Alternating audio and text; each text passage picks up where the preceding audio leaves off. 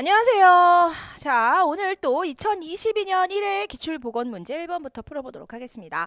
자, 조리막 1번입니다. 거시식물에 속하는 수종은 했습니다. 저희가 식물은 크게 씨가 겉으로 드러나 있느냐에 따라 거시식물, 속에 쌓여 있냐에 따라서 속시식물 이렇게 나눴었어요. 그래서 거시식물이 저희가 대표적으로 침엽수가 거시식물이다라고 했었습니다. 그러면 침엽수인 걸 찾아보면 1번 비자, 2번 오동, 3번 신갈, 4번 오리. 답은 뭐겠어요? 바로 1번의 비자나무 이지요. 그래서 비자나무 요렇게 생겼어요. 잎이 좁은 침과 같이 생겼다 해서 침엽수다라고 하고 있고, 그래서 평행한 맥, 평행맥을 하고 있지요. 그래서 비자나무 요렇게 생겼고 거시식물이니까 답은 1번이 되겠습니다. 그리고 거시식물 즉 침엽수는 단성화이며 단일 수정을 한다, 뭐 이런 것까지 해서 나머지 특징들도 있었죠. 정리를 한 번씩 해주십니다.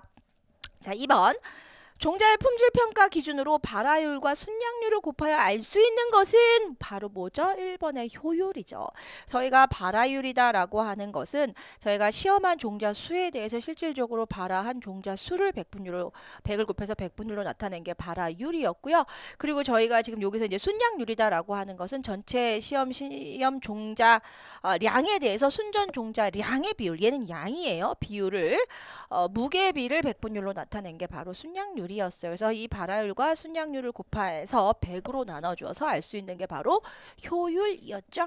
그 답은 1번이에요. 종자의 최종 사용 가치다라고 했었어요. 그래서 저희가 순량률하고 효율이 마침 노란색이죠. 굉장히 잘 나오고, 실중이다라는 것은 종실 1000개의 무게, 종실 무게다 그래서 실중이다라고 하고 있고요. 용적중이니까요. 그렇죠. 부피당, 용적당의 무게니까 1리터당의 무게이다라는 것과 함께 전체에 대한 내용, 이 품질 검사 기준은 다 잘 나오죠.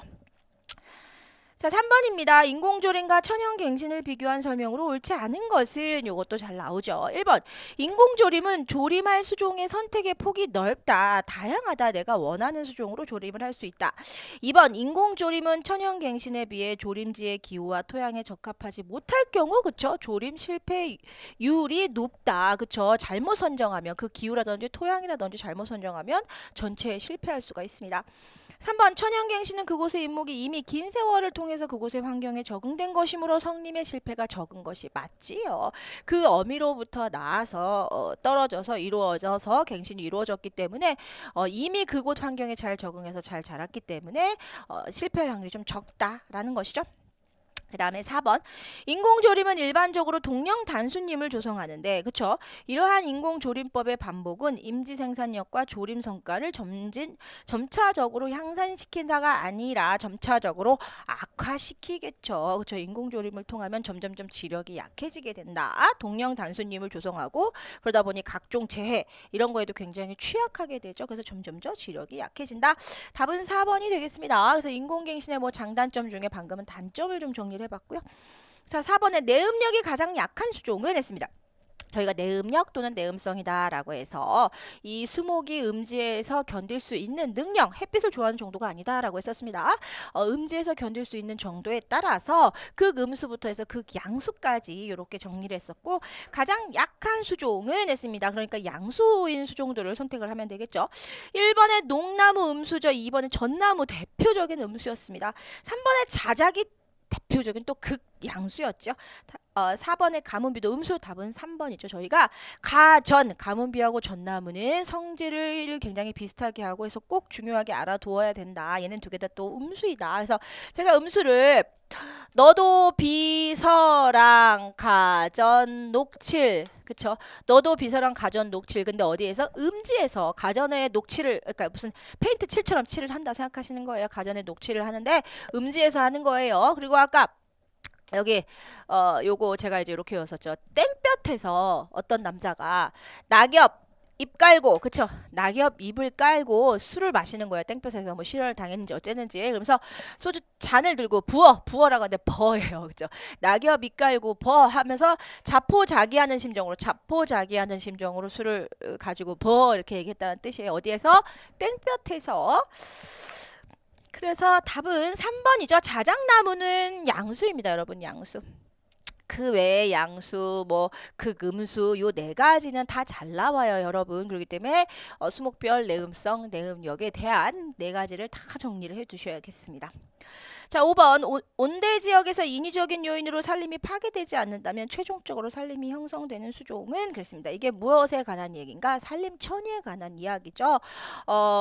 일정 나지에서부터 시작해서 맨 땅에서부터 시작해서 식물이 들어오고 나고 죽기를 반복하면서 점차 어떤 일정한 자연적인 형태의 식생으로 바뀌어가는 것, 그래서 안정적인 어떤 식생의 군집으로 바뀌어가는 것, 그것을 우리가 산림천이다라고 했었어요. 그래서 가장 산림천이의 끝은 뭐다 여러분? 음수수종의 교목이 들어온다라고 했었어요. 5번의 답은 그래서 답은 2번이네요. 이끼류 같은 거, 뭐 지으류, 선태류라고 하죠. 그런 것들이 들어오고 나서 1, 2년생 초본이 들어오다가 다년생 초본이 들어오다가 관목이 들어오다가 그러다 양수교목이 들어오고 나중에 음수교목이 들어오게 되는 것이죠. 요 산림천이의 가정, 저희 온대 지역의 산림천이의 가정도 알아두셔야겠죠. 자, 6번입니다. 내음력이 약한 양수를 갱신하는데 적용하기 힘든 작업종은 했습니다. 양수갱신에 적용하기 힘든 것. 1번 택벌. 바로 답이 나왔네요. 자, 택벌이다라고 하는 것은 성숙한 일부 인목만을 택해서 벌채한다라고 그랬죠. 그러면 임지에 늘 되게 대소노유의 수목들이 임지에 늘 올폐하게 가득 차 있어요. 그렇기 때문에 여기서 양수를 갱신을 하기가 어려워요. 양수는 났다가도 빛이 없어서 죽는 경우가 많아요. 그래서 음수갱신에 적당한 작업법이 바로 이 택벌 작업이었죠. 답은 1번이요. 2번에 뭐 개벌, 3번에 모수는 완전한 양수갱신에 적당한 거고, 외림도 빛을 많이 필요로, 즉 맹아도 빛을 많이 필요로 한다라고 했었어요. 그래서 6번의 답은 1번이죠. 자, 7번 택벌 작업. 그래서 가장 생태적인 갱신 작업종이다. 그리고 보석 수확이 가능하다. 그리고 양수는 적용할 수가 없다. 음수에 적당하다라고 했던 것이죠. 저희 갱신 작업종에 대한 내용은 각각의 그 작업종에 따라서 전체적인 내용을 다 잘 숙지를 하고 계셔야 됩니다. 자, 이제 7번입니다. 아래 종자 단면도에서 내종피는 그랬습니다. 지금 이게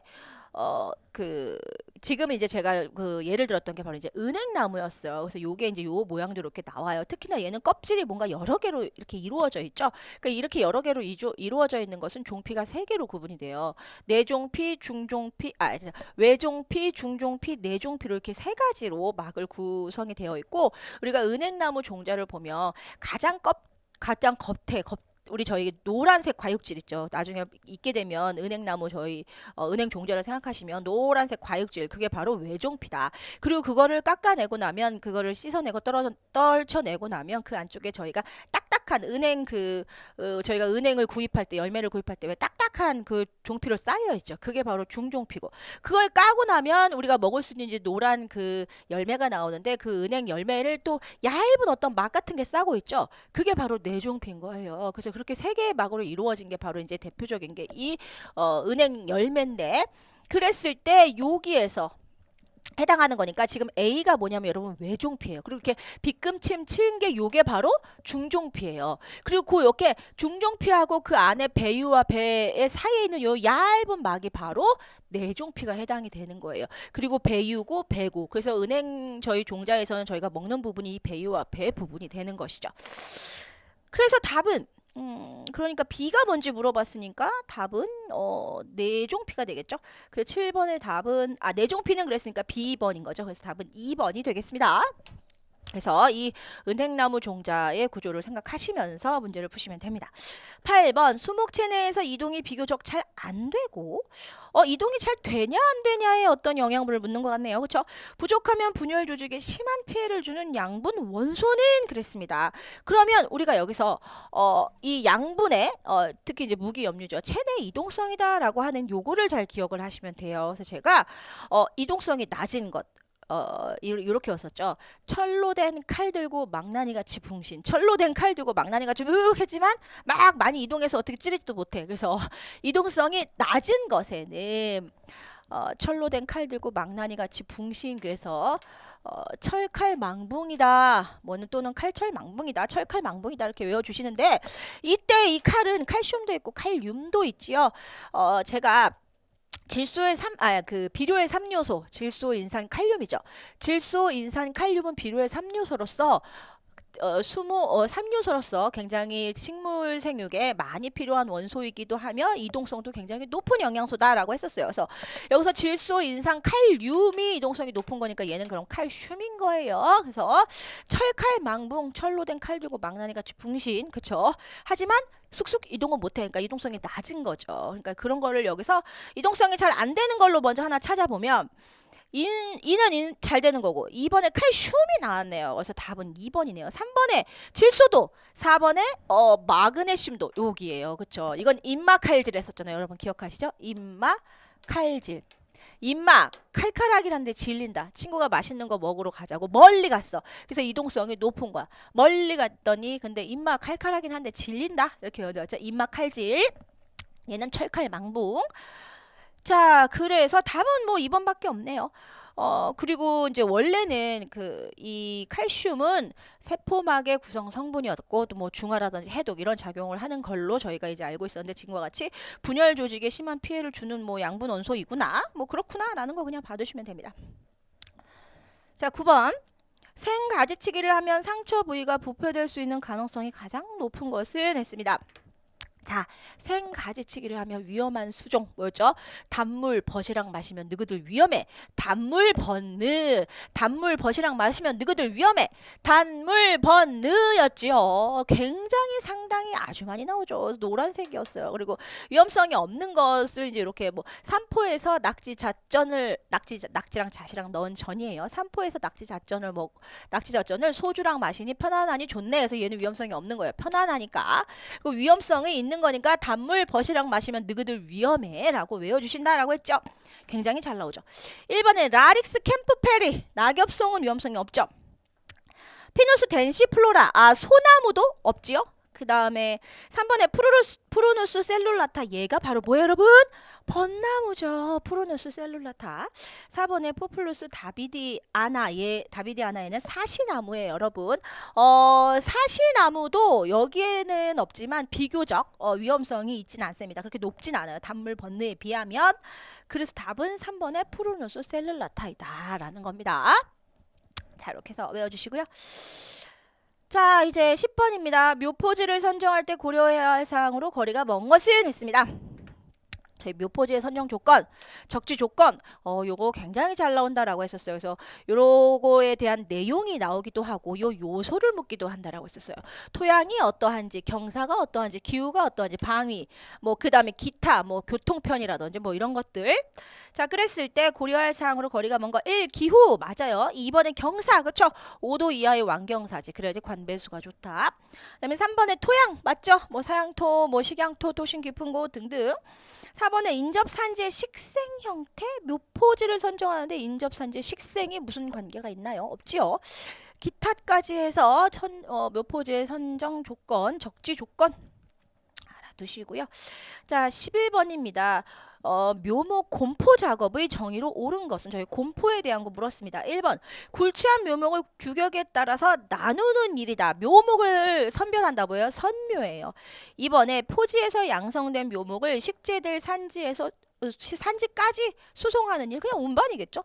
3번에 묘목을 식재지까지 운반하기 위해 알맞은 크기로 다발로 묶음하여서 포장하는 것. 그렇죠. 몇 개씩 다발 묶음하는 것을 우리가 뭔다? 패키징하는 곤포다라고 얘기하고 있죠. 답은 3번이네요. 4번에 묘목을 심기 전 일시적으로 도랑을 파서 그 안에 뿌리를 묻어 건조를 방지하고 생기를 회복시키는 일은 뭐예요 여러분? 가식이다라고 하고 있지요. 일시적인 식재인 가식. 답은 3번이네요. 곰포에 대한 것. 알맞은 크기로 다발 묶음해서 포장하는 걸 저희가 곤포 작업이다라고 하고 있습니다. 12번입니다. 수관급에 기초하여 행해지는 감벌 방법으로 옳지 않은 것은 저희가 수관급이다라고 해서 수목을 형질에 따라 급을 나눌 때 저희가 뭐 수관급, 수목급, 뭐 수간급 뭐 이렇게 나눴었어요. 그렇죠? 이렇게 급을 나눴는데 형질에 따라 나눈다라고 했었어요. 그럼 이런 수관급에 기초하여서 감벌을 한다라는 것은 형질을 보고 선목을 해서 감벌을 한다. 보통은 이제 불량수목, 피해수목 그렇게 좋지 않은 수목부터 잘라져 나가겠죠. 그런 걸 우리가 정성감벌이다 라고 했었죠. 그러면 여기서 정성간벌법으로 옳지 않은 것은 했는데 1번에 정량간벌이 나와버렸네. 얘는 형질에 따른 즉 수간급에 기초한 것이 아니라 정해진 양을 기초로 하여서 그 양만큼 간벌하는 것이었죠. 기계적으로. 그 때문에 1번이 틀렸네요. 이번에 하층 간벌은 저희가 하울리의 하울리의 간벌법 중에 맞아요. 하층 간벌도 이 정성 간벌이에요. 3번의 상층 간벌도 마찬가지예요. 하울리의 간벌법 중에 얘도 정성 간벌이었고 4번의 택벌식 간벌도 마찬가지 하울리의 간벌법. 그래서 나머지는 하울리의 간벌법 중에 나오는 그 정성 간벌에 어떤 형질을 두고 그에 준해서 정해진 형질에 의해서 선목을 하여 벌채하는 방법인 거죠. 답은 1번이고요. 정성 간벌은 수간급에 기초하는 거고 정량 간벌은 말 그대로 양을 정해놓다. 미리 정해놓고 정해진 간벌량에 따라서 선목을 하는 방법이 바로 정량 간벌이었죠. 자, 13번입니다. 산벌 작업에서 충분한 결실 연도가 되어 실시하여 1회의 벌채로 그 목적을 달성하는 작업 방법은 했습니다. 자, 산벌 작업하면 3단계의 벌채 뭐죠? 예하, 후, 예비벌, 하종벌, 후벌이다. 예비벌, 갱신 준비 단계의 벌채, 그리고 하종은 종자 낙하를 위한 벌채에 따라서 하종벌이다. 그래서 1회의 벌채로 실시를 한다라고 했었습니다. 그리고 나중에 남겨두었던 모수를 벌채하는 후벌까지 해서 예하, 후인데 여기서는 13번에서는 결실 연도가 되어 1회의 벌채로 그 목적을 달성한다 했으니까 뭐겠어요, 여러분? 하종벌이죠. 종자 낙하를 위한 벌채. 답은 2번이 되겠죠. 그래서 이렇게 원래 임상에서 예비벌을 하고 종자 낙하를 위해 하종벌을 하면 이렇게 어린 치수들이 자라기 시작하고 나중에 남겨두었던 모수를 다 후벌로 처리를 해주면 전체적으로 갱신이 이루어진 산벌 작업의 모습입니다. 답은 2번이 되겠습니다. 자, 14번. 덩굴치기 작업에 대한 설명으로 옳지 않은 것은 했습니다. 덩굴치기 저희 쑥가꾸기 작업 중에 하나였죠. 1번 덩굴식물이 뿌리 속에 저장 양분을 소모한 7월경에 실시하는 것이 가장 좋다. 그래서 가장 기진맥진에 있을 때 뭐 약재 처리든 아니면 물리적인 처리든 한다라는 것이죠. 이번에 조림목을 감고 올라가서 피해를 주는 각종 덩굴식물을 제거하는 작업이다. 그렇죠? 저희가 덩굴식물은 크게 수간을 덮는 피복형이 있고 수간을 감고 올라가는 수간 압박형이 있다 그랬죠.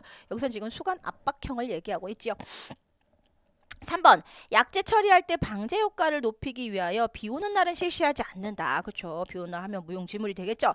4번 칡과 같은 덩굴은 줄기의 지표면 부근을 절단하는 것이 가장 효과적이지 않지요. 4번은 틀렸어요. 칡은 여러분 무성번식을 해요. 즉 뿌리만 남아도 계속 자라나요. 그렇기 때문에 잘라도 지지 부분을 잘라도 효과가 없어요. 약재를 처리해서 뿌리까지 생장점 또는 뿌리까지 다 약재가 이행이 되고 그로 인해 죽을 수 있는 약재들을 쓰셔야 합니다. 그렇기 때문에 14번의 답은 4번이죠. 7월경 실시한다. 무성번식으로 잘 번식하는 이 칡 같은 경우는 이런 화학적 디캄바 글라시네트 등의 화학적 제초를 하는 것이 바람직하다. 그래야 죽일 수가 있겠다라는 겁니다. 자, 15번 종자 발화에 후숙을 필요로 하지 않는 수종은 그랬습니다. 저희가 휴면의 원인이다 라고 해서 이제 휴면의 원인도 굉장히 중요해요. 굉장히 잘 나오는데 이제 그 중에 왜 그럼 종자가 휴면하느냐 봤더니 얘네들이 나출될 때 종자가 성숙해서 나출되었는데도 불구하고 배 자체가 미성숙한 배로 그 열매가 성숙이 되는 경우가 있었어요. 이것을 미발달배, 미성숙배다라고 했었어요. 그래서 이것들은 나중에 성숙할 수 있는 기간을 가져야 된다. 이걸 후숙 과정이다라고 했었어요. 그런 후숙 과정을 거쳐야지만이 얘네가 발화를 할 수가 있겠다. 그래서 그런 것에는 누가 있었다, 여러분? 은주향들이 있었다. 은행나무, 주목, 향나무, 들매 같은 경우는 미발달배, 미성숙배로 나출되기 때문에 좀 더 성숙할 수 있는 후숙의 기간을 가지고 나서 해야지만이 발화를 할 수가 있겠다라고 했었죠. 그래서 15번의 은주형들 아닌 것은 3번의 버드나무가 되겠네요. 자, 16번입니다. 교림의 정의로 옳은 것은 했습니다. 1번 두 가지 이상으로 이루어진 숲은 여러분 뭐예요? 두 가지 이상의 수종이니까 얘는 혼요림. 그렇죠? 2번에 현저한 수령 차이가 있는 수목들로 구성된 숲. 이건 뭐 일형림이겠죠. 3번에 영양번식에 의한 맹아가 기원이 되어서 이루어진 숲. 맹아가 기원이 되어서 이루어진 숲은 외림. 그렇죠? 키가 작다, 왜소하다라고 해서 외림이다라고 한다라고 했습니다. 4번에 종자에서 발생한 치수가 기원이 되어서 이루어진 숲. 그쵸? 종자에서 발생한 실생묘가 자라고 그것이 키 큰 숲을 이룰 때 우리는 교림이다 라고 했었습니다. 16번의 답은 4번이고요. 인분의 기원이 종자에서부터 시작됐냐 맹하에서부터 시작됐느냐에 따라서 종자에서부터 시작되면 교림 또는 키가 크다 해서 높을 고자 써서 고림, 또는 맹하에서 시작되었을 때는 키가 작다 해서 외림 또는 저림, 낮을 저자 써서 저림이다라고 불렀고요. 이 교림과 외림을 한 임지에 같이 작업을 하는 것을 저희가 가운데 중자를 써서 중림이다라고 한다라고 하였죠. 그래서 요거 인분의 기원에 따른 것도 잘 나옵니다. 자, 17번 되겠습니다. 식재 본수 및 식재 밀도 결정에 영향을 미치는 인자가 아닌 것은, 그쵸? 식재를 할 때 얼마나 밀하게 또는 성기게 심을 것인가를 결정을 할 때 1번의 경영 목표. 맞아요. 경영 목표가 내가 소경제를 목표로 했는지 대경제를 목표로 했는지에 따라서 소경제면 밀식을 하면 돼요. 하지만 대경제일 땐 좀 성기게 심어야겠죠. 뭐 그런 식입니다. 이번에 지리적 요건, 그쵸? 교통의 편리성이 어떻게 되는지를 통해서도 마찬가지예요. 3번의 수종의 특성, 그쵸? 수종의 특성이 뭐 줄기가 금눈형인지 아니면 수관이 뭐 퍼지는 확장이 되는 정도라든지 이런 것들을 통해서도 소식 또는 밀식을 결정을 할 수가 있죠. 4번에 식재 인력의 숙련도에 따라서 본수나 밀도를 결정하지는 않아요. 그래서 이건 답은 4번이에요.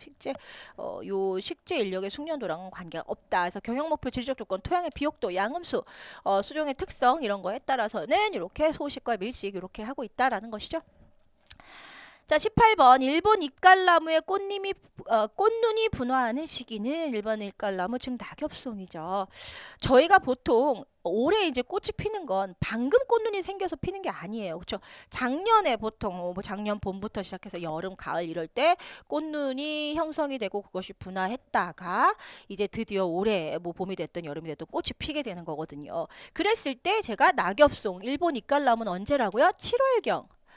분화를 한다. 그래서 침엽수종은 보통 꽃피는 전에 여름에 꽃눈이 분화를 하고 일본 잎갈나무도 이렇게 7월경에 분화를 한다라고 했었습니다. 꽃눈 분화에 대해서는 얘만 나와요. 그래서 제가 요것만 적어 놓은 거예요. 보통 이제 침엽수가 전해의 여름이다라고만 알고 계시고 그래서 일본 잎갈나무도 7월이다.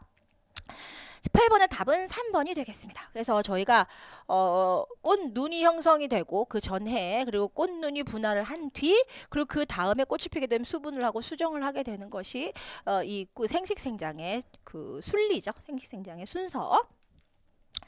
자, 19번 산림천이에 대한 설명으로 옳지 않은 것은 했습니다. 아까 천이 나왔는데 또 나왔네요.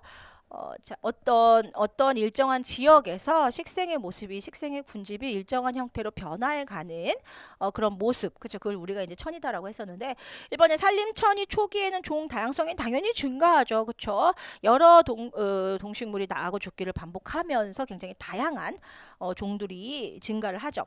1번에 1차 천이는 2차 천이보다 생산력이 높은 단계에서 시작된다가 아니라 반대죠. 2차 천이가 1차 천이보다 생산력이 높은 단계에서 시작이 되죠. 2번이 틀렸어요. 저희가 2차 천이다라고 하는 것들은 알고 계셔야 되죠. 지금 어떠한 천이 과정에 있었고 어떠한 발달을 하고 있는 숲인데 이것이 뭐 인위적인 교란이 됐던 뭐 자연적인 뭐 산불이 됐던 병해충이 됐던 그런 것들로 인해서 일부 쇠퇴했다가 다시 시작하는 천이를 저희가 2차 천이다라고 얘기를 하고 있어요. 그러니 얘는 천이 도중에 다시 진행되는 천이잖아요. 그러다 보니 1차 천이에 비해서 생산력이 이미 어느 정도 식물이 다양한 상태에서 시작을 해 높은 단계에서 시작되게 되면 굉장히 천이가 빠르다. 이런 천을 저희가 2차 천이다라고 얘기하고 있죠. 2번이 틀렸네요. 3번에 산림벌채 후 산불, 기상재해 등은 산림의 2차 천이를 유발하는 주요 요인이다. 맞아요.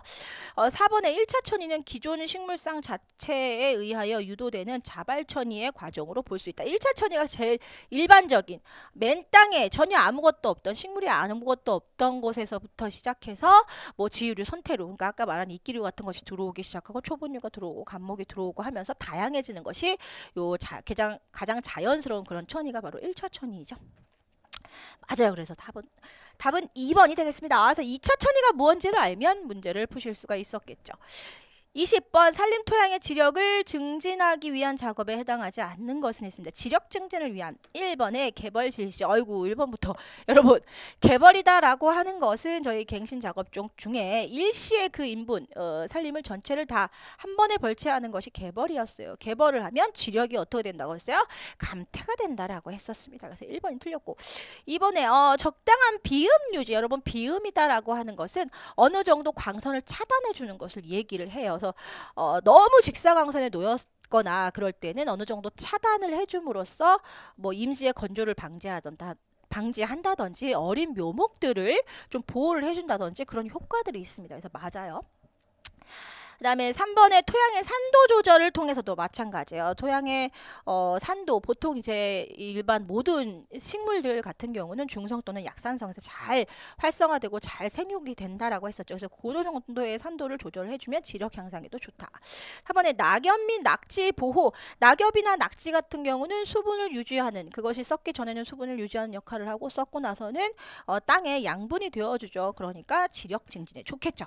답은 1번의 개벌 실시가 되겠습니다. 저희 개벌은 너무 이제 기본적으로 일시에 벌채하는 작업이기 때문에 이렇게 황폐해지기 쉽다. 그리고 침식이 발생한다. 그러다 보니 지력이 굉장히 나빠진다. 이런 것들이 단점이 있었어요. 그리고 이 양수수종 갱신에 뭐 적당하다. 이거는 너무 기본이고. 그래서 자, 이제 보호학 가도록 하겠습니다. 21번 병증은 있으나 표징이 없는 수목병. 자, 저희가 병증하고 표징이 배웠는데 표징은 그 병원체가 직접적으로 그 식물 표면에 드러나서 표면에 드러나서 감염되었음을 알리는 신호가 저희가 표징이다라고 했었어요. 그래서 표징을 잘 나타내는 것이 누구다? 제가 그거 예를 들었죠. 저희는 곰팡이를 직접 눈으로 보실 수가 있잖아요. 그럼 곰팡이를 생각하시면 그 곰팡이를 만드는 게 누구예요?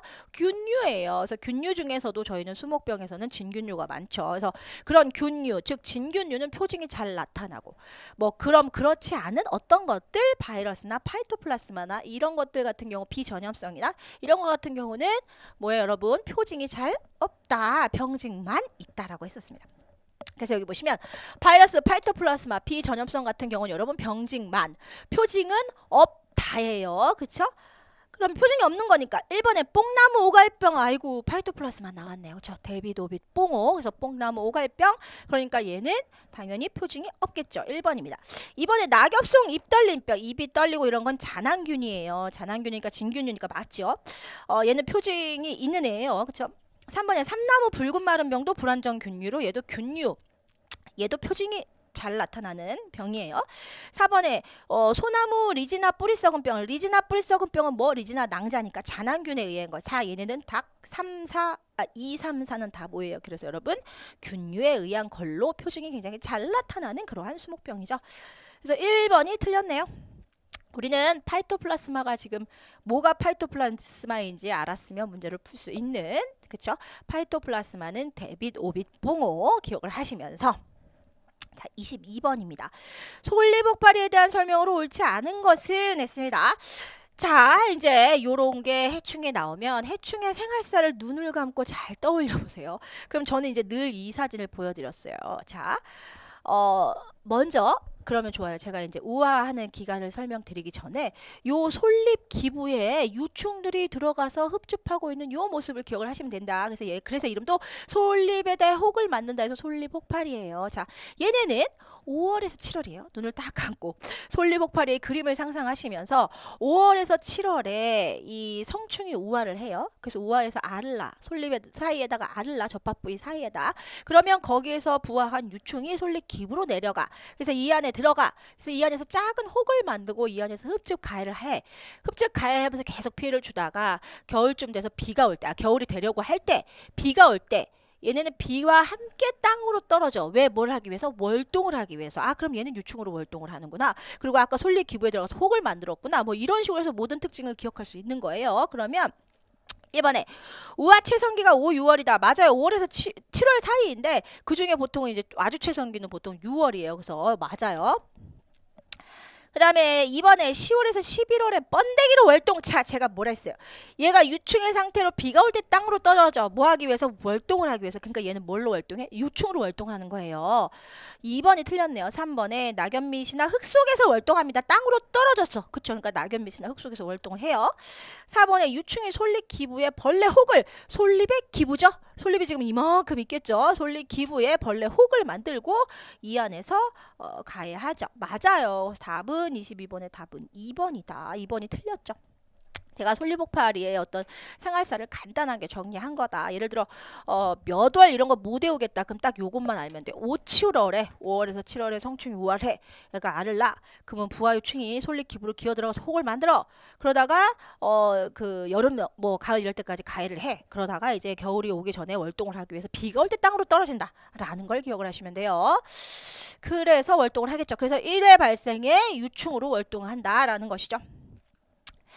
자, 23번 잣나무 털록병의 침입 부위와 발병 부위가 옳게 짝지어진 것은 했습니다. 자, 잣나무 털록병균 하면 또 이제 무슨 그림을 생각해? 이 그림을 생각해. 얘는 뭐다 여러분? 잣나무이다.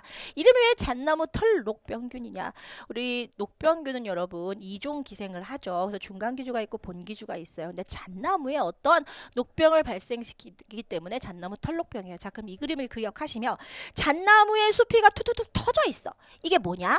바로 녹포자기, 즉 잣나무에선 녹병포자, 녹포자를 내요. 그쵸? 그래서 마지막에 녹포자기가 툭 하고 터지면서 수피가 터지면서 그때 오렌지색의 녹포 그 가루가 날리는 거예요. 그게 바로 뭐예요, 여러분? 녹포자예요. 그럼 얘가 날려서 어디로 가겠어요? 중간기주로 가겠죠. 중간기주인 송이풀, 까치, 밥, 유의 중간기주로 가서 다시 여름포자, 겨울포자, 담자포자가 되고 9월, 10월쯤에 이 담자포자가 다시 어디로 가?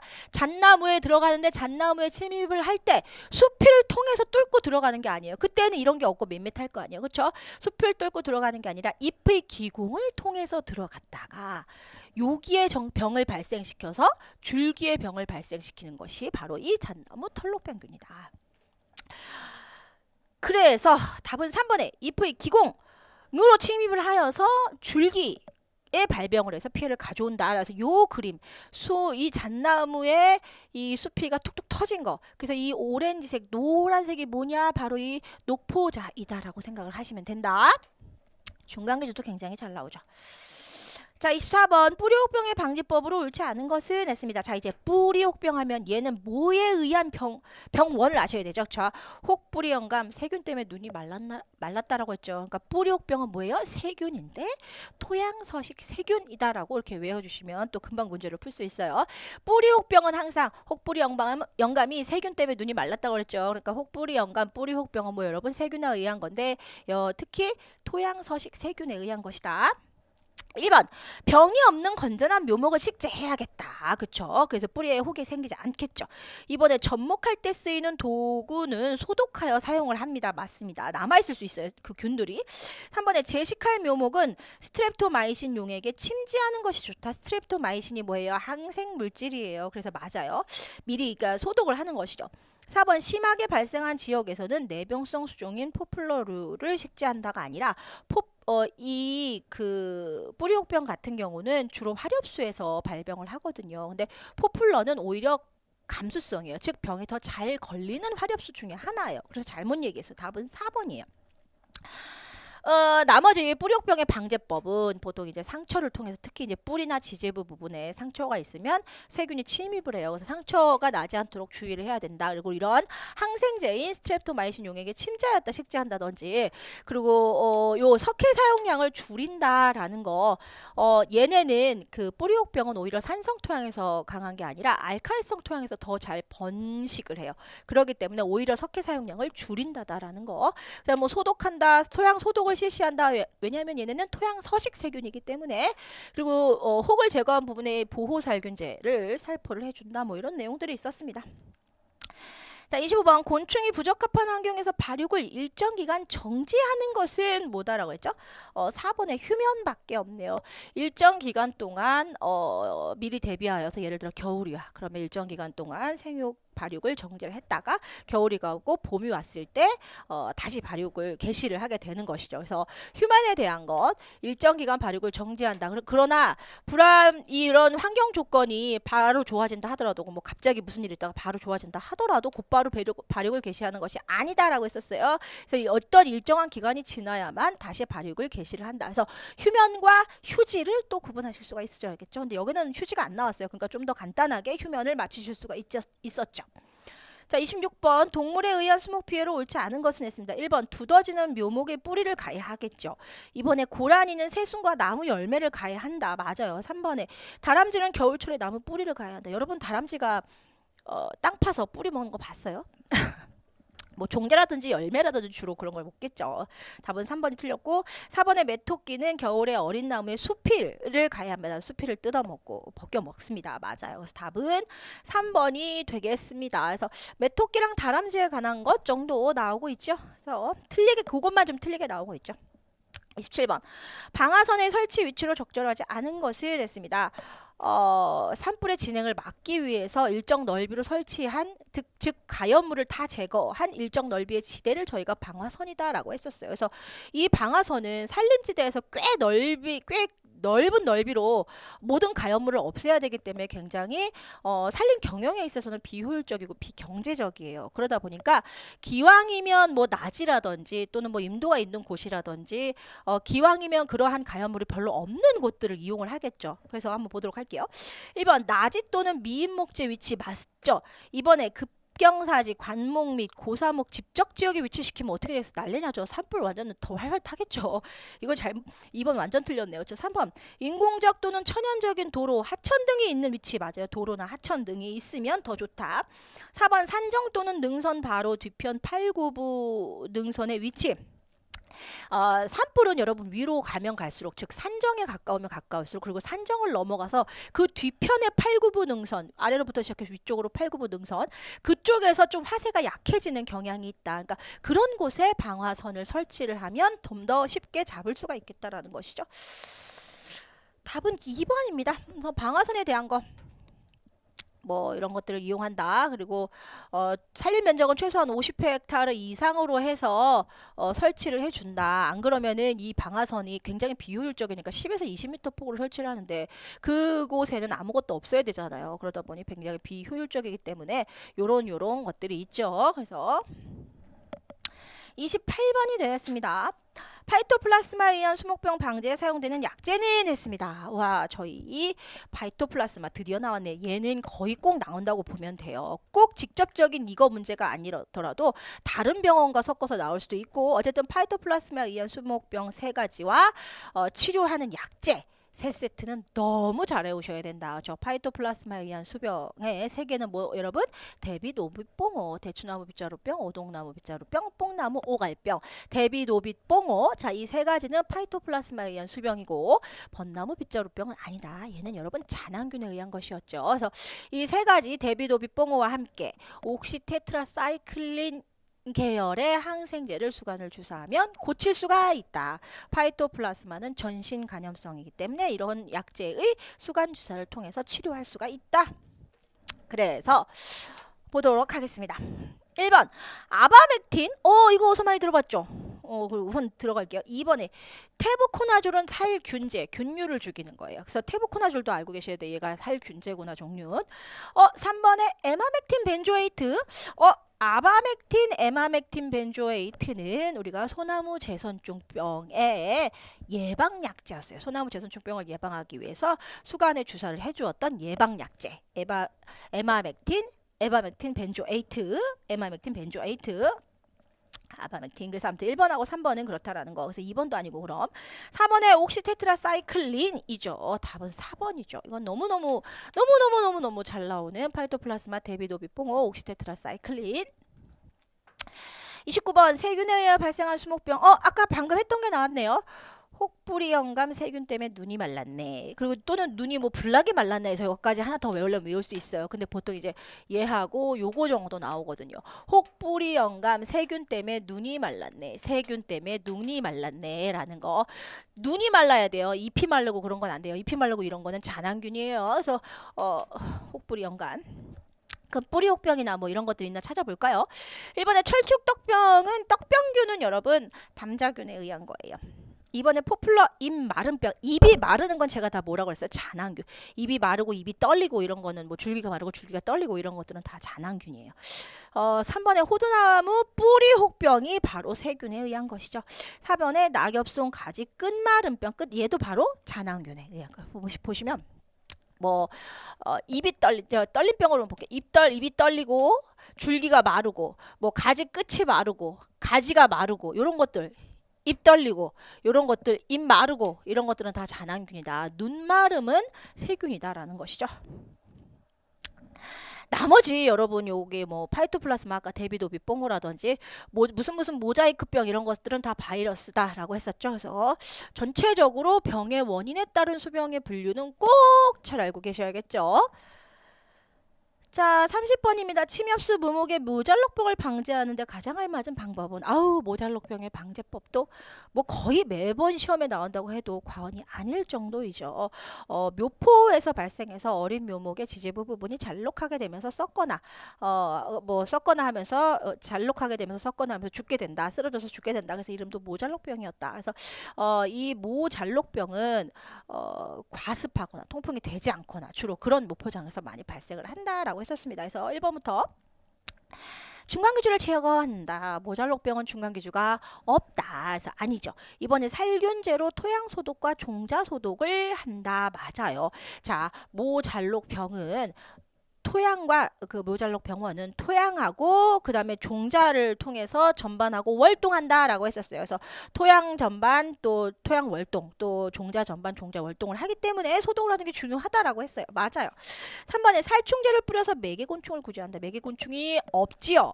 4번에 질소질 비료를 충분히 주어 묘목을 튼튼하게 한다. 질소질 비료를 충분히 주면 묘목은 튼튼하게 자라지 않지요. 그렇기 때문에 질소질 비료를 적게 줘야 돼요. 질소질 비료를 비료의 3요소를 적당히 좀 섞어서 주거나 질소보다는 다른 두 요소들을 더 줘야지 더 건강하게 자란다. 질소질 비료는 수목이나 식물을 어떻게 한다고 여러분? 도장하게 즉 웃자라게 해서 연약하게 자라서 각종 이런 피해들을 많이 받을 수 있다라고 했었습니다. 30번의 답은 2번이 되겠습니다. 모잘록병 상당히 많이 나오니까 종자나 토양 소독한다라고 했었어요. 그리고 과습하면 안 된다. 제가 아까 과습하거나 할 때 발생이 많이 한다 했죠. 질소질비료 과용을 피한다예요. 굉장히 많이 나오고 있죠. 과밀하지 않도록 파종을 한다든지 복토도 두껍지 않게입니다. 그래야지 과습하지 않을 테니까요. 그리고 병든 모목은 뽑아서 소각한다. 그리고 병이 심한 묘표지는 돌려짓기를 한다도 있어요. 즉 윤작 다른 수종으로 다른 묘목으로 심어준다. 보통 이제 이 모잘록병은 그 기주 범위가 넓기는 넓어요. 그러니까 그렇더라도 그렇지 않은 이 모잘록병에 비교적 잘 걸리지 않는 그러한 다른 수종으로 윤작을 해준다라는 얘기가 되겠습니다. 자, 31번 보도록 할게요. 곤충과 비교한 거미의 특징으로 옳지 않은 것은 했습니다. 거미는 여러분 곤충이 아니다. 곤충은 곤충 강이고 거미는 거미 강이에요. 그렇죠? 곤충은 머리, 가슴, 배, 몸이 세 부분으로 이루어져야 하고 날개가 있어야 하고 다리가 세 쌍이 있어야 되죠. 그러한 특징들이 있는데 거미는 그러하지 않기 때문에 따로 분류하고 있죠. 1번에 혼눈만 있다. 맞아요. 맞아요. 혼눈만 있어요. 겹눈이 없어요. 2번에 날개가 없다. 이것도 맞네요. 그렇죠? 날개가 없습니다. 3번에 더듬이가 두 쌍이다. 더듬이도 없다라고 했죠. 근데 4번이 두 쌍이네요. 3번이 틀렸네요. 4번에 탈바꿈 변태를 하지 않는다. 맞아요. 그래서 답은 3번에 더듬이가 두 쌍이다인데 날개, 더듬이, 겹눈은 없어요. 자, 다리가 지금 몇 쌍이죠, 여러분? 하나, 둘, 셋, 넷, 네 쌍이죠. 보통 곤충은 세 쌍인데 거미는 다리가 네 쌍이에요. 그리고 요게 있는 요거는 여러분 다리도 아니고 겹눈도 아니에요. 다리와 겹눈의 뭐 그 중간적인 위치라고 할까? 겹눈이 아니고 더듬이. 이것은 더듬이도 아니고 날개도 아니고 더듬이도 아니고 다리도 아니고 왜 자꾸 헛소리가 나오네요. 자, 더듬이도 아니고 다리도 아니에요. 그래서 이걸 뭐 더듬이 다리라든지 이렇게 부릅니다. 하지만 뭐 다리로서의 어떤 기능을 가지고 있는 것도 아니고 그렇다고 더듬이로서의 기능을 가지고 있지도 않아요. 그냥 일부 어떤 기관이 이렇게 태화된 모습이다라고 보시면 돼요. 그래서 어쨌든 얘는 더듬이도 겹눈도 날개도 없다라는 것이죠. 답은 3번입니다. 자, 그 다음에 32번입니다. 1년에 2회 발생하는 해충은 했습니다. 자, 1번에 솔리복파리. 우리 아까 솔리복파리 보셨죠? 뭐예요? 1회 발생이었죠? 이번에 광능긴 나무좀도 1회. 3번에 미국 흰불나방이 바로 뭐예요? 1년에 2회 발생이었죠, 여러분. 그래서 5, 6월에 한번 우화를 하고 또 7, 8월에 한번 우화를 해서 1년에 2회 발생 번데기 월동은 미국 흰불나방에서 굉장히 문제에 잘 나오는 내용이죠. 답은 3번이고요. 4번에 호두나무 잎벌레도 1회예요. 그래서 답은 32번의 답은 3번이 되겠습니다.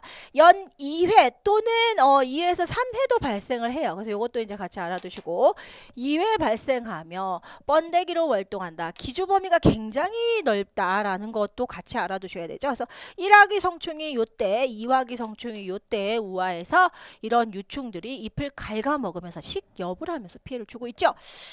미국 신불나방도 1년에 2회 번데기 월동 꼭 외워주셔야겠죠. 33번 잣나무에 구가를 가해야 하는 해충은 그랬습니다. 구가를 가해야 하는 거 보니 종실가해구나 라는 걸 기억하시면 저희 종실가해 이거 어떻게 어쩌고 4개라 굉장히 잘 나온다고 그랬어요. 그쵸?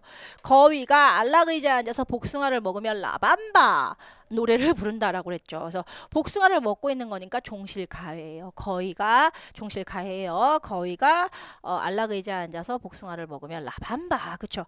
밤바구미하고 복숭아 명나방 같은 경우 밤에 굉장히 피해를 많이 주는 벌레들이었고 소랄락 명나방은 바로 잣송이를 가해서 잣수하게 크게 문제를 가져오는 아이였고 도토리 거위벌레는 도토리를 먹어서 피해를 주는 그러한 벌레였다. 뭐 그렇습니다. 그래서 33번의 답은 2번이네요. 소랄락 명나방. 소랄락 명나방입니다. 이 도토리 거위벌레는 제가 이제 여러분 유튜브가 있는데 거기 산림여왕이라고 치시면 집안 산림 말고요. 산림여왕이라고 치면 제가 도토리 거위벌레의 모습을 찍은 건 아니지만 도토리 거위벌레 피해를 받은 나무를 뭐 이렇게 영상으로 또 좀 찍은 적이 있었어요. 그래서 그것도 좀 보시면 재밌을 것 같습니다. 그래서 33번의 답은 2번의 소랄락 명나방이 되겠습니다. 뭐 나머지 여러분 식엽성, 흡즙성, 뭐 천공성 다 문제에 잘 나와요. 충격성. 이 해충의 가해 양식에 따른 분류는 정말 또 많이 나와요. 그렇기 때문에 또 좀 알아주셔야 되죠. 이거 뭐 잎을 먹는 미국 집시 뭐 텐트 들고 어스랭이 댕기면서 올라 노래 부른다고 했어요. 근데 보통 이제 뭐 웬만한 나방 종류, 잎벌레, 잎벌 이런 것들은 다 식이엽성이다라고 했었어요. 근데 이제 나방 중에서도 박쥐나방 종류라든지 아까 여기 명나방 종류라든지 이런 것들은 또 식엽성이 아니었죠. 그래서 그 외의 것들의 나방 종류와 잎벌, 잎벌레 그리고 대벌레까지 해서 이런 것들은 식엽성이었고요. 흡즙성, 이불 흡즙이 있었고 줄기가 흡즙이 있었는데 솔껍질 깍지벌레는 깍지의 형태로 숲에 앉아서 줄기를 흡즙하는 거예요. 방패벌레 같은 경우는 잎을 흡집했다. 그리고 뭐 천공성 하늘의 박쥐 쫌 해서 하늘소류 박쥐 쫌 하니까 박쥐니까 박쥐 나방류 쫌이니까 나무 좀류 그래서 천공성 이렇게 꼭 다 외워주셔야 되죠. 굉장히 다 잘 나옵니다. 34번 곤충의 기관에서 체외로 방출되어 같은 종끼리 통신을 하는데 이용되는 물질 1번 바로 페로몬이죠. 같은 종 다른 개체 간에 서로 신호를 전달하는 물질이 되어주는 것, 통신을 할 수 있는 물질이 되어주는 것이 바로 뭐였다 여러분? 페로몬이었다라는 것이에요. 2번에 호르몬 아니고 3번에 알로몬, 4번에 카이로몬은 알로몬과 카이로몬은 다른 종 같은 종이 아니고 다른 종 개체 간에 어떻게 뭐 방어 물질을 뿜는다든지 다른 종 개체 간에 서로 의사소통을 할 수 있는 그런 물질이다라고 인 거예요. 그래서 답은 1번입니다. 35번 봄철 수목 생장이 시작된 후 내리는 서리에 의해 수목이 입는 피해는 여러분 조상이에요? 만상이에요? 만상이죠. 제가 겨울을 기준으로 겨울보다 늦게 온 서리는 늦을만 만상 겨울보다 일찍 온 서리는 이를 조상이다라고 했었어요. 봄이니까 겨울보다 늦게 그쵸 봄에 성장을 수목이 식물이 개시했다가 내린 서리로 인해서 피해를 받는 게 만상이었죠. 답은 만상이 되겠습니다. 그래서 생장을 개시한 후에 서리가 갑자기 내려서 피해. 그래서 뭐 나고자는 오만상, 나고자는 오만상 해서 이렇게 외운다라고 했었습니다. 36번 소나무 혹병의 중간기주로 방제를 위하여 제거할 수종은 아까 이종기생 녹병균 잠시 나왔었는데 전나무 털녹병균에서 요 이종기생 녹병균의 중간기주를 외우는 것도 굉장히 중요하다. 그래서 이제 요 소나무 혹병 같은 경우는 소나무의 혹과 같은 것을 만들어서 그래서 이제 소나무 혹병이라고 하는데 중간기주가 누구냐? 바로 참나무류이다. 그래서 참나무류인 걸 찾아보면 4번의 신갈나무가 되겠죠. 아까 잣나무 털녹병균은 송이풀 까치밤나무 그 다음에 소나무 잎녹병은 황벽, 참치, 잔대, 쑥부쟁이까지 있죠. 여러분 교재엔 있어요. 소나무 혹병은 누구예요? 참나무류예요. 그리고 향나무 녹병은 그러면 중간기주가 배나무, 사과나무고 배나무 붉은별 무늬병, 사과나무 붉은별 무늬병의 중간기주는 향나무이다 라고 했었죠.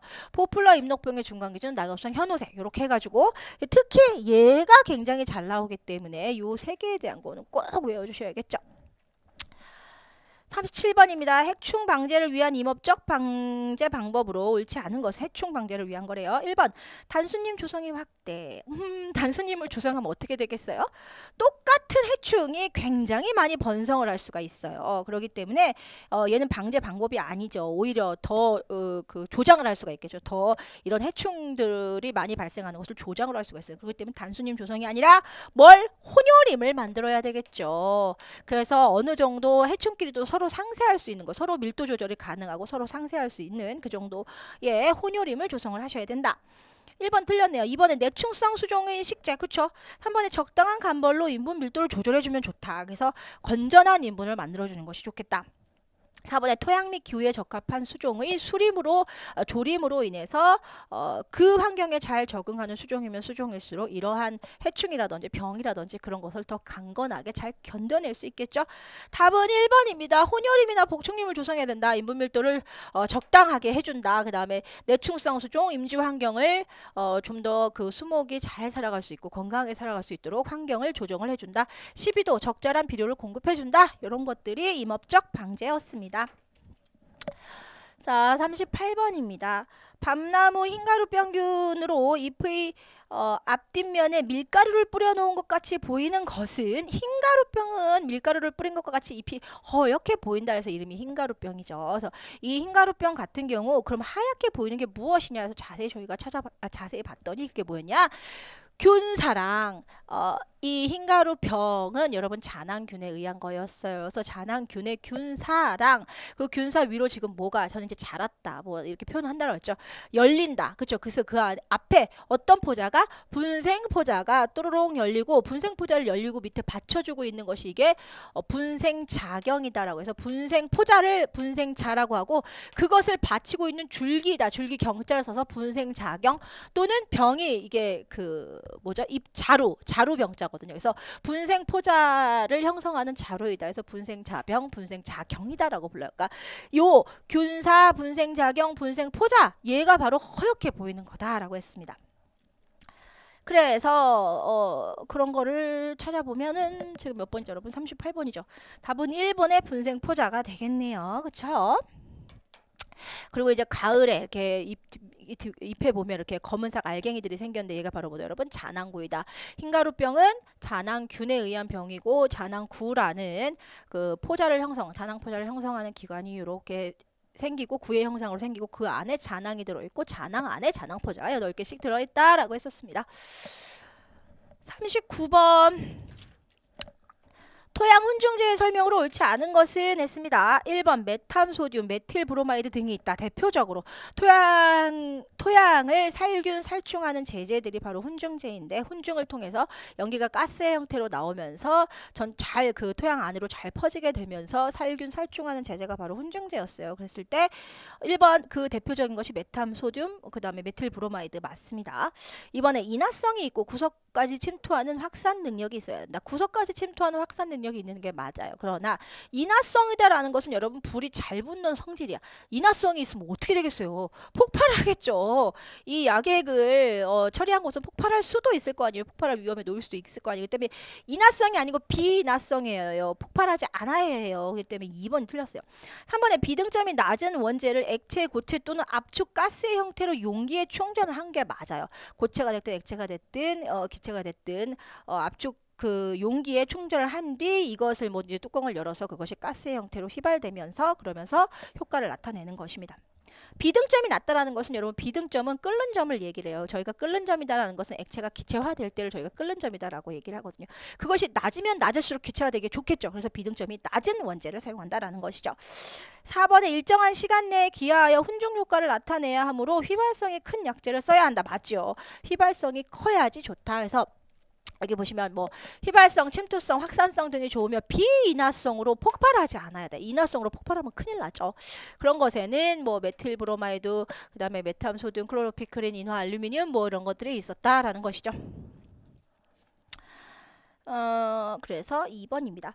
4번 유충과 성충이 모두 소나무에 목줄부를 시켜야 피해를 주는 해충은 여기서 목줄부를 시해를 한다고 했으니까 지금 뭘 찾는 거예요? 우리 아까 가해 양식에 따른 분류에서 천공성. 그래서 제가 하늘의 박쥐 좀이다라고 했었죠. 그럼 좀 종류니까 1번에 소나무 좀이 되겠네. 그래서 그렇게 푸셔도 되고 이제 소나무 좀이 나온 김에 소나무의 이 생태를 잠시 기억을 하시면 요 왼쪽이 유충이 갉아먹은 모습, 그 성충이 이 수피하고 목줄부 사이 그 사이 형성충 부분에 알을 낳으면 이게 세로로 갱도를 만들고서 알을 낳으면 유충이 부활해서 양쪽으로 그 안쪽으로 부드러운 목줄부 형성충을 먹으면서 자라. 그렇죠? 그래서 유충도 이렇게 갉아먹으면서 자라. 그러다가 성충이 되고 우화에서 바깥으로 나온 다음에 얘가 지금 성충인데 얘는 되게 요 정도로 얇죠. 그러니까 가는 새로운 새 줄기를 가해를 해요. 새 줄기 안쪽을 이렇게 파먹으면서 자라요. 그래서 유충과 성충이 모두 목줄부를 식해요. 요것도 다른 그림이죠. 이것도 마찬가지로 유충과 성충이 다 목줄부를 식해해서 피해를 준다. 그래서 이것을 뭐 전식 피해 또 후식 피해다라고 불러요. 같은 곤충이죠. 3, 4월에 요때 산란에서 태어난 유충이 먹으면서 자라다가 얘네가 성충이 되면 또 다시 새 가지를 이렇게 먹으면서 피해를 주기 때문에 해서 유충과 성충이 목줄부를 식혀하고 얘는 이러한 성충의 형태로 활동을 한다라는 걸 한번 생활사를 기억을 해주시면 더 좋으실 것 같아요. 그래서 어쨌든 우리는 목줄부를 식혀야 하는 거니까 하늘의 박쥐 좀만 외워도 문제를 풀 수 있다. 그래서 하늘소류, 박쥐, 나박류, 나무 좀류, 그쵸? 이런 것들은 하늘에 천공을 하고 있다고 생각한다 그랬죠. 그래서 천공성, 즉 목줄부 식혜, 목줄부 가해. 답은 1번입니다. 자, 여기까지 푸셨고요. 저희 경영학부터 다음 시간에 풀도록 하겠습니다. 수고하셨습니다.